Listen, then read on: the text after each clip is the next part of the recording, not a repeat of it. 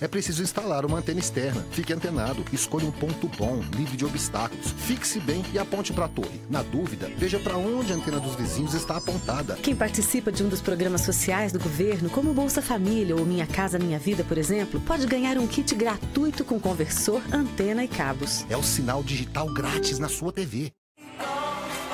A6 Festival Londrina. O evento mais aguardado do ano acontece no dia 16 de dezembro, no Parque de Exposições Ney Braga. A6 Festival Londrina. O fenômeno está de volta. Alok, Lucas Luco, Léo e Rafael, Gustavo Mioto. Realização A6 e Marcos Mioto. Informações 44 3037 5552. Apoio TV Tarobá.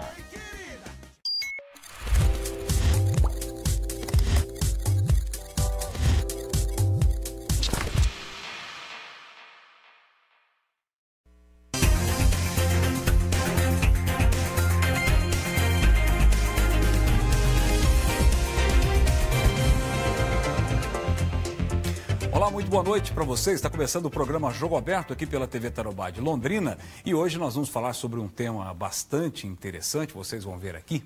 E eu lanço uma pergunta até antes do tema, né? Quem é que tem coragem de assumir publicamente os seus erros? Sobretudo quando a sua atividade, a sua profissão, enfim, é pública, é de relevância pública, é um serviço público. Muito bem, jornalista tem coragem de assumir seus erros quando erra uma notícia? A maioria das vezes não, disfarça, etc. Quando nós da imprensa às vezes erramos com uma grande manchete, depois vem uma nota lá de rodapé para corrigir. Isso é preciso ser dito. Um médico, quando erra, ele assume o seu erro, ele indeniza o paciente, processos judiciais, etc. E um juiz, quando erra, quando sentencia um indivíduo à prisão ou, enfim, ou condena uma indenização milionária, e depois se percebe que isso está errado. Muito bem, erro judiciário é o tema de uma tese de doutorado que se transformou no livro do juiz londrinense José Ricardo Alvarez Viana. Aí está o livro, aí está a obra, uma tese de doutorado que virou livro, e o doutor José Ricardo é o meu convidado de hoje no programa. Uma satisfação, viu? Satisfação é toda minha. E, aliás, essa tese de doutorado, doutor José Ricardo, foi defendida em Portugal. Foi defendida em Portugal. Que maravilha. Como é que foi? Quanto tempo de trabalho? Eu tive que fazer os créditos durante um ano em Lisboa, fiquei afastado das funções, cursando o doutorado, e retornei ao Brasil e fiz a escrita aqui, a pesquisa aqui, embora tive que fazer algumas viagens, até para a Europa, França, pesquisei na França também, cerca de 3 anos. E depois aí a gente aguardou a deliberação da banca para marcar a data e fazer a defesa, e só então eu pude publicar. Muito bem, porque de onde surgiu a ideia, o senhor que é juiz, sim, né? De onde surgiu a inspiração para falar sobre um tema tão espinhoso no seu meio, né? Sim, quanto sem dúvida, na sociedade? Sem dúvida. O tema surgiu do seguinte, durante o curso de doutoramento nós tínhamos que apresentar um seminário em uma das disciplinas. E, na ocasião, eu escolhi a responsabilidade civil do judiciário, que o tema é tratado dessa forma, de uma maneira geral. E, ao fazer uma pesquisa mais detalhada sobre a matéria, eu encontrei uma certa instabilidade, tanto nos julgados, na jurisprudência, quanto na doutrina. Alguns diziam que era necessária a prova da culpa para a indenização. Outros diziam que não era necessária referida prova.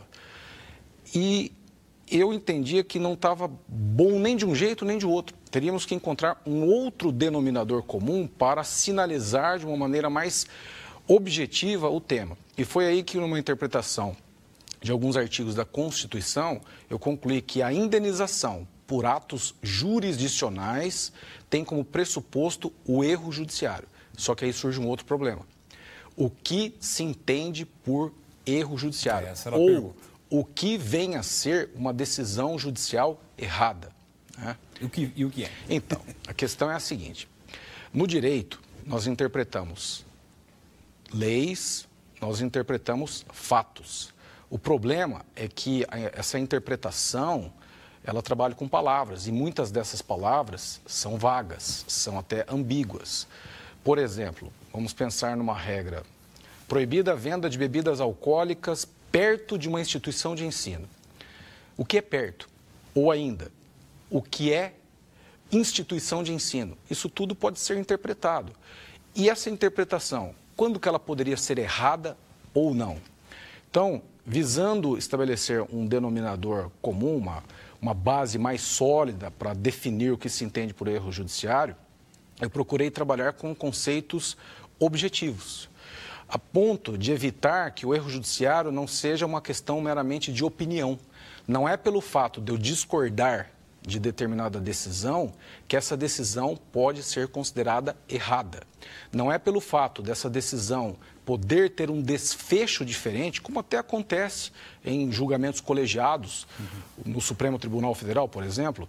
Alguns ministros votam de um jeito, outros votam de outro, e o julgamento acaba concluindo ali por 6 votos a 5. Quem votou do jeito que não o voto vencedor teria errado? Penso que não é este o parâmetro.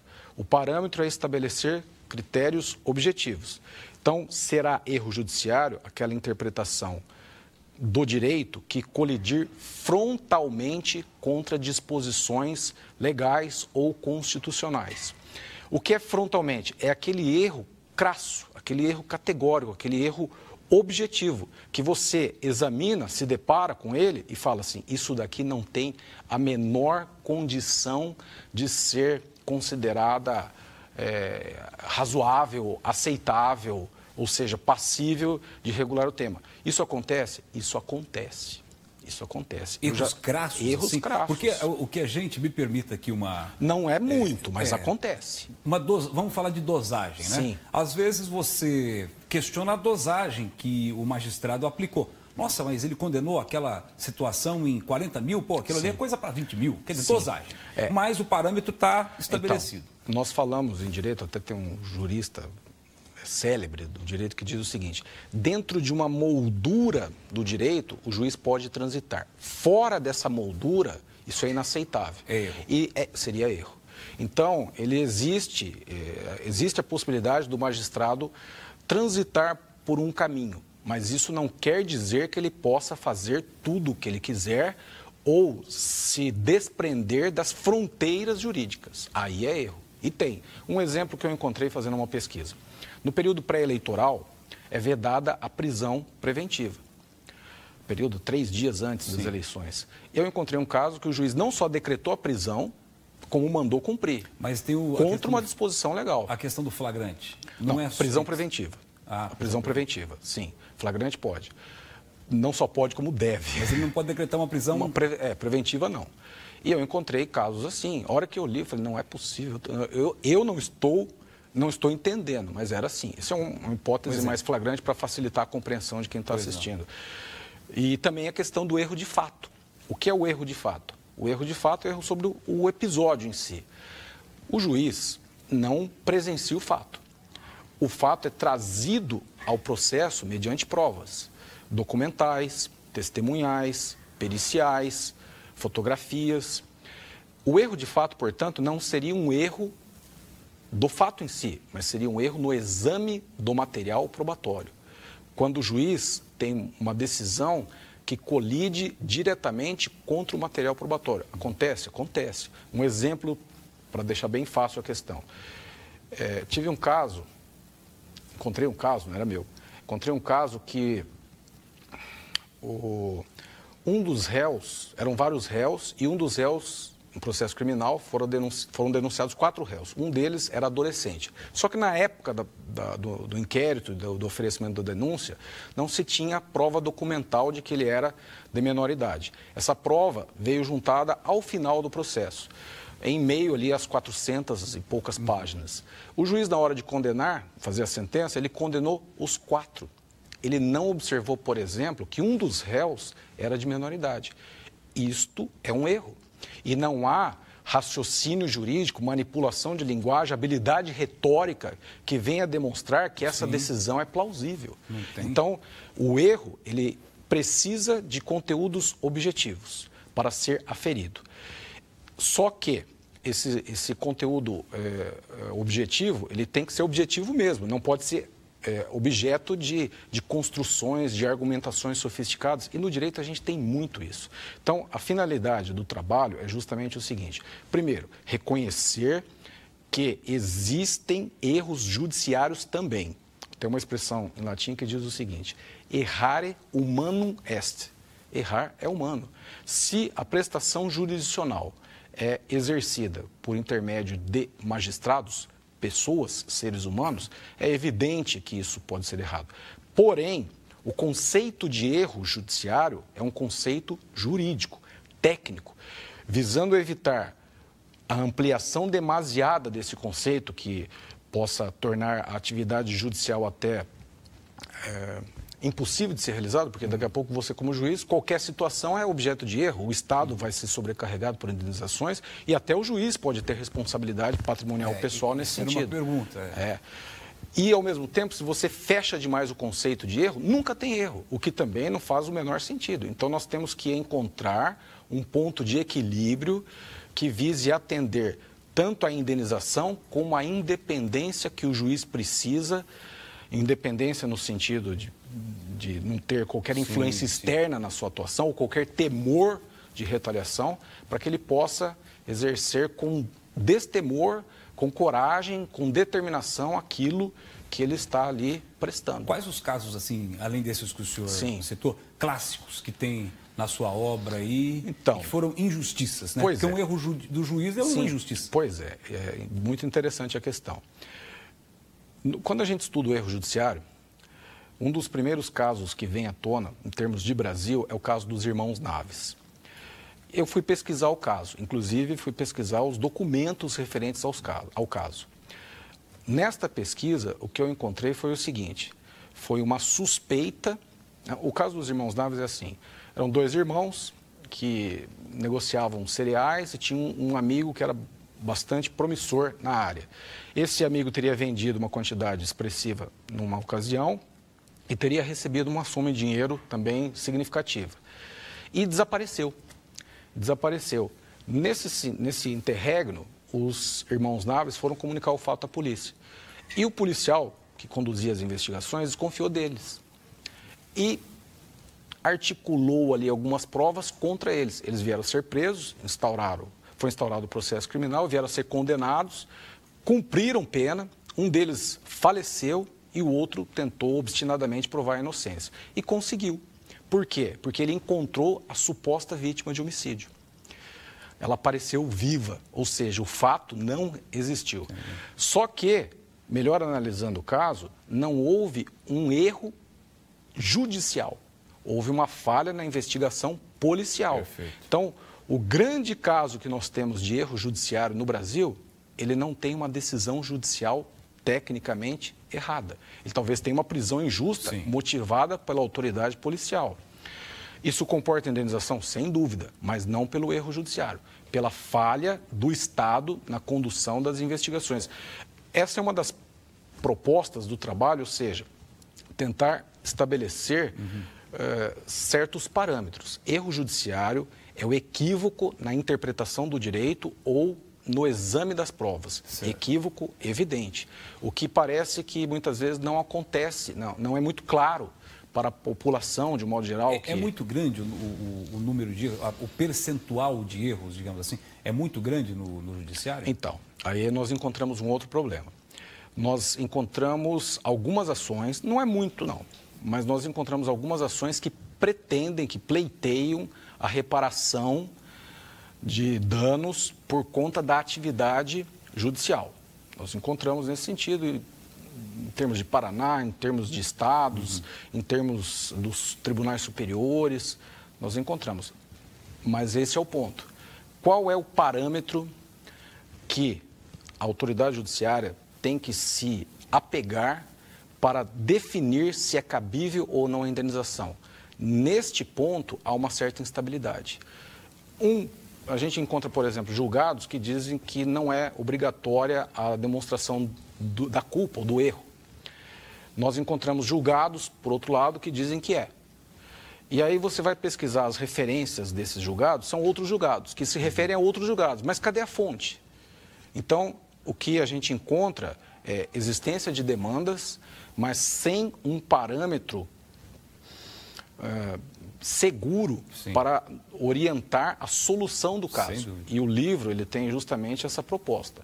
Ele não tem a proposta de encerrar o debate. Muito pelo contrário, seria muita pretensão minha. Mas fomentar o debate com uma proposta. Sim. Né? Que, como a gente falou aqui no começo, né, por ser um assunto tabu. Tabu, não é? tabu. Assim como na medicina, no direito, no jornalismo e tudo mais. Sim. É espinhoso. Mas eu vou fazer um rápido intervalo, doutor José Ricardo. Daqui a pouco nós vamos falar mais sobre o livro que trata do erro judiciário, um assunto extremamente interessante e polêmico aqui no Jogo Aberto da Tarobá. Um instante só, a gente já volta.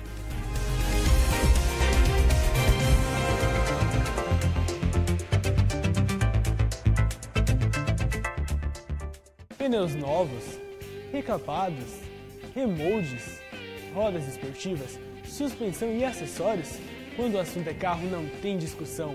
É Edi Pneus. A Edi Pneus está presente no mercado londrinense desde 1990, sempre preocupada com a qualidade dos serviços prestados e a sua segurança, mantendo qualidade, bom preço e ótimo atendimento. Edi Pneus, você conhece, você confia. Rua Bahia 611, Londrina. Tarobá Shopping apresenta novos desodorantes Nivea Original Protect, a melhor escolha contra o suor. Longa proteção sem irritação.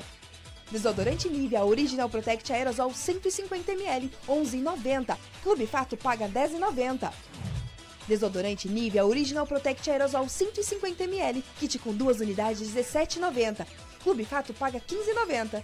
No pack Clube Fato, a unidade sai por 7,95. Ofertas válidas no Super Mufato. Na hora de abastecer, escolha economia e agilidade. Escolha o Alto Posto Mufato. Combustível com garantia de procedência, qualidade e a confiança de uma marca com tradição no mercado. É muita praticidade e preço baixo para você e seu automóvel. E mais, encha o tanque do seu carro e pague no débito ou crédito. Na hora de abastecer, o Alto Posto Mufato é de longe a melhor escolha. Alto Posto Mufato, em Londrina ao lado do Mufato Celso Garcia e Cambé ao lado do Super Mufato. A sua manhã de domingo agora está completa. Amigos do Teodoro Sampaio, o bate-papo gostoso e a boa moda sertaneja com Teodoro Sampaio, Marcelo Teodoro e seus convidados. Amigos do Teodoro Sampaio, domingo 10h45 da manhã. Tarobá, a TV da minha vida.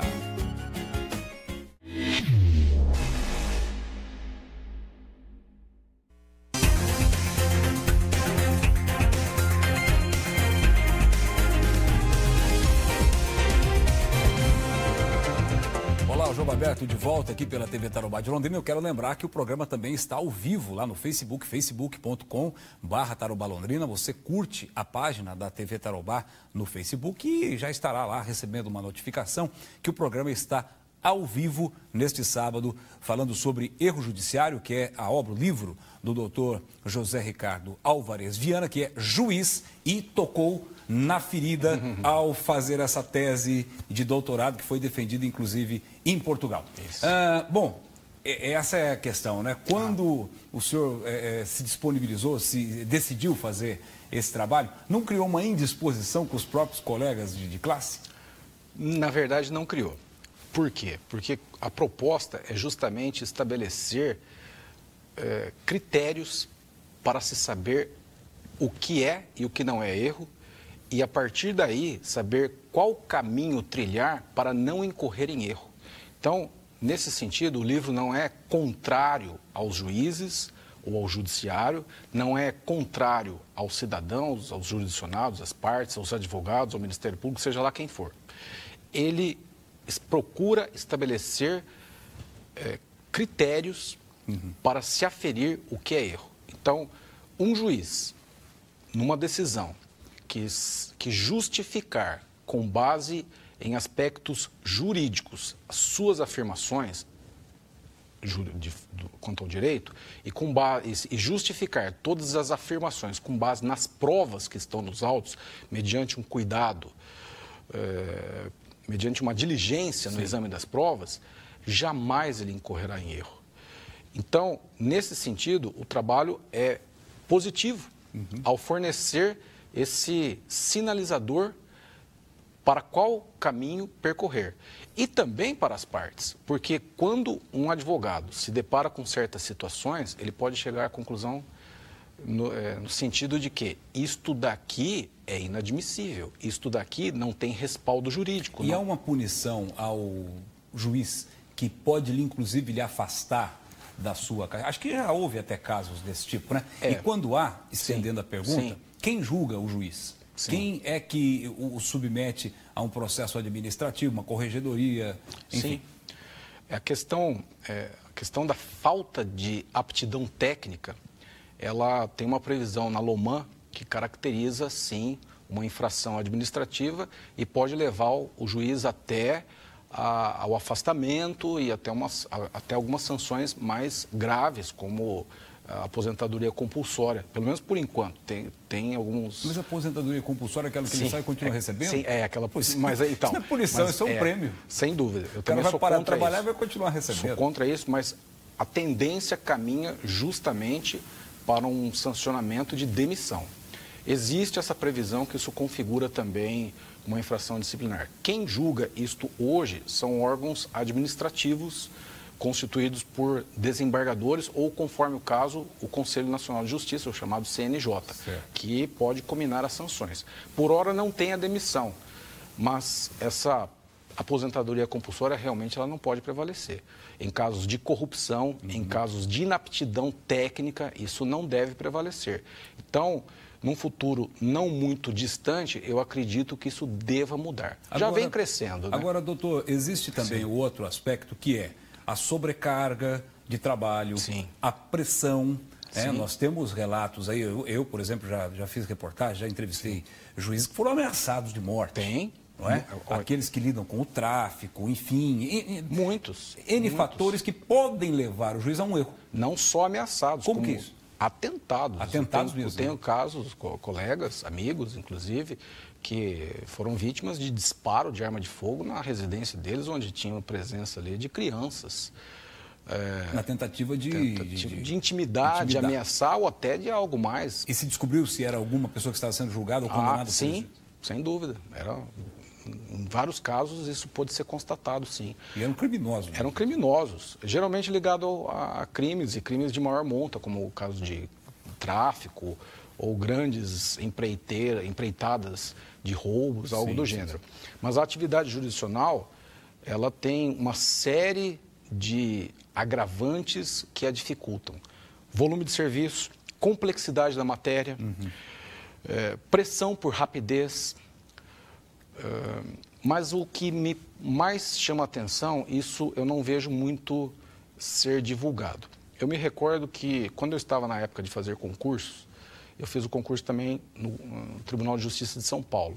E, por ocasião da avaliação psicológica, uma das psicólogas me disse o seguinte, até achei muito bacana ela confidenciar isso para mim. O maior problema na atribuição judicial não é o volume de serviço. O maior problema é a dificuldade que as pessoas, de um modo geral, têm de decidir. Decidir não é fácil. Independente de ser juiz ou não. Para todo mundo. Até uma compra é difícil. Até uma compra é difícil. E isso é levado para a atividade jurisdicional. E, por vezes, é uma coisa é uma situação que gera um custo emocional muito grande. Vamos só fazer um parênteses. Imaginem os senhores, por exemplo, aí em casa assistindo, o juiz que é obrigado a decidir tirar o filho de uma mãe. Tirar o filho de casa porque a mãe o maltrata ou o pai, coisa do tipo. Isso é extremamente diário. Isso é diário no fórum. Imagina como fica a cabeça de um juiz. Determinação de afastamento do lar, determinação de prisão por alimentos, o afastamento de um político, de um cargo. É uma coisa que foi eleito por em tese, né? Tem o respaldo, sufrágio, o voto. Sim. Ou mesmo, no nosso dia a dia, audiências, tem partes que vão ao fórum, ações de indenização até relativamente triviais. E desabam a chorar ali. Chorar copiosamente por conta de certas circunstâncias. Eu posso dizer, eu já fui parte no processo. Sendo parte, eu sei como é difícil. Você já foi promotor, né? Eu fui promotor. E advogado. Advogado também. E mesmo como parte, tendo essa experiência no fórum, no ambiente forense, não é fácil. E o juiz sabe disso. O juiz sabe que atrás daquela frieza do processo, que tem uma cobrança por números com produtividade, ele sabe e ele não deve esquecer que existem seres humanos que têm expectativas, que têm desejos, que têm sonhos, que têm frustrações, que têm dores. Essas dores podem ser reais ou fictícias, mas ele não pode perder este grau de humanidade. Sim. Porque se ele perder esse grau de humanidade, ele é uma máquina. E então nós podemos colocar um computador frio que vai fazer uma leitura literal de dispositivos de uma solução que muitas vezes vai levar a resultados absurdos. Exato. Resultados absurdos. Que um debate interessantíssimo, sim, né, doutor? Dentro daquela ótica de fortalecimento das instituições. Sim, sim. Nós não podemos ouvir notícias, como, por exemplo, ouvimos de cidades próximas aqui de Londrina, de que judiciário quebra empresa. Judiciário trabalhista quebra empresa. Depois você descobre que há privilégios, depois você descobre que em uma outra cidade juiz julga de acordo com, em determinadas situações, ele é amigo do advogado da empresa ou ele é amigo do advogado do trabalhador. Estou falando da justiça trabalhista, sim, que não é o caso, inclusive, do doutor Alvarez. Se ele é amigo, ele não deveria atuar no processo. Exatamente. Como que isso pode contribuir para esse debate, para amadurecer e fortalecer, fazer do judiciário uma instituição realmente de credibilidade, onde a decisão seja razoável, etc. O fortalecimento das instituições? Exato. Eu acho que é fundamental. As instituições, elas têm um papel de promoção, como diz a Constituição, da promoção de uma sociedade livre, justa e solidária. E se você tem instituições fortes, elas têm condições de atender às expectativas que todos os cidadãos querem e esperam delas. E, nesse sentido, o judiciário é de capital importância, porque o judiciário ele tem a possibilidade de concretizar direitos. Muitas vezes a gente pensa que a figura do juiz é atrelada ao julgar. Não é. O juiz, ele analisa fatos, mas ele concretiza aqueles direitos que estão numa perspectiva geral e abstrata na lei. Ele faz com que aqueles direitos sejam uma norma individual e concreta. Sobretudo os direitos fundamentais, sim, os direitos humanos. Esse é o verdadeiro papel do judiciário, que, por sua vez, exerce um papel de vigilância e de manutenção do Estado democrático de direito. Olha só, não é só Estado de direito, é Estado democrático de direito. E democracia não se restringe a votar e ser votado. Democracia é atuação social de todos. Somos uma sociedade, daí o nome, somos, sim, todos sócios, daí o nome sociedade. Sim. Então, o papel das instituições é extremamente importante na construção, e a Constituição fala isso, ela não fala que a sociedade livre, justa e solidária é um dado. Ela deve ser construída. Construída por quem? Por todos. Sobretudo pelas instituições, mas por toda a sociedade. E uma instituição judiciário forte é fundamental nesse aspecto, porque quando a pessoa tem um direito violado, é no judiciário que ela vai poder fazer cumprir esse direito. Detalhando uma questão, sim, interessante, nós temos casos no Brasil, sim, que a sociedade já viu, de juízes corruptos, juiz sem vergonha, sim, patife, que não serve para absolutamente nada, é tão criminoso quanto os que estão lá. Agora, nós temos erros também, que são aqueles, como o senhor disse em um determinado, falta de conhecimento técnico, por exemplo, inaptidão, sim, para... E aí, o Estado é que vai indenizar eventualmente um erro, então, de um juiz que não está preparado e foi aprovado num concurso, sim, subentendendo que ele estava preparado? Sim, sim. Então, a questão da falha, o erro judiciário não deixa de ser uma falha técnica, inclusive. Essa falha técnica, quem indeniza, a princípio, é o Estado. Então, a ação deve ser movida contra o Estado, em face do Estado. O Estado deve indenizar. Há uma certa discussão sobre isso, mas eu sustento que é contra o Estado, até de acordo com o novo Código de Processo Civil.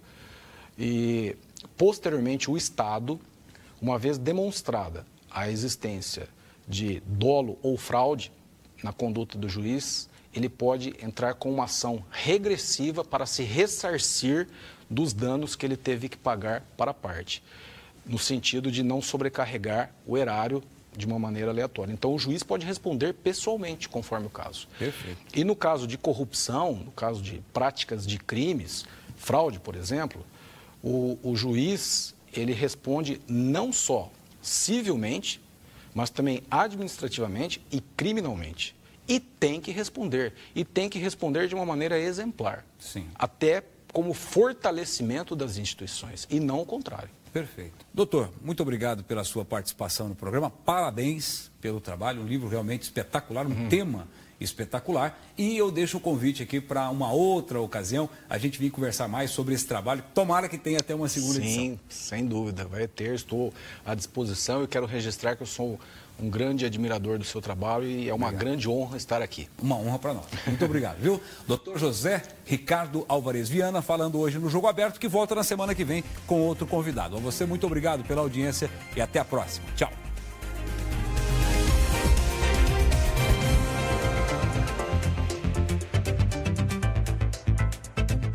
Curta Tarobá Londrina no Facebook e nos acompanhe. facebook.com/Tarobá Londrina.